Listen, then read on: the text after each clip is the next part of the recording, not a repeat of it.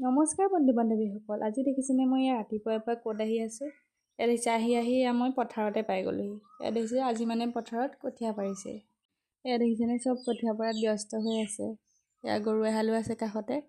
আজিকালি হাল বোৱা গৰু দেখিবলৈ নাইকিয়া হ'ল ন, আজিকালি যিহেতু ট্ৰেক্টৰে হাল বায়।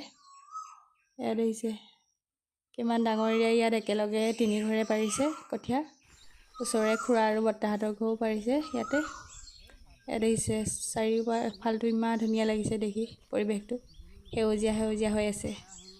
কেইদিনমানৰ পিছত আৰু ভাল লাগিব যেতিয়া কঠীয়াবিলাক ওলাব। ইয়াত দেখিছেনে মুঠতে চবেই ব্যস্ত হৈ আছে আৰু পথাৰতে। আমি গাঁৱলীয়া মানুহ যিহেতু খেতি পথাৰ কৰিবই লাগিব, সেইবাবে চব ব্যস্ত ৰাতিপুৱা। ৰাতিপুৱা ইয়াত দেখিছেনে কিমান ভাল লাগিছে চাৰিওফালে, বতাহো মাৰি আছে অলপ অলপ। আজিলৈ ভিডিঅ'টো ইমানেই। যদি চাই ভাল পালে লাইক, কমেণ্ট, শ্বেয়াৰ আৰু মোৰ পেজটো ফ'ল' কৰি দিব। Bye bye.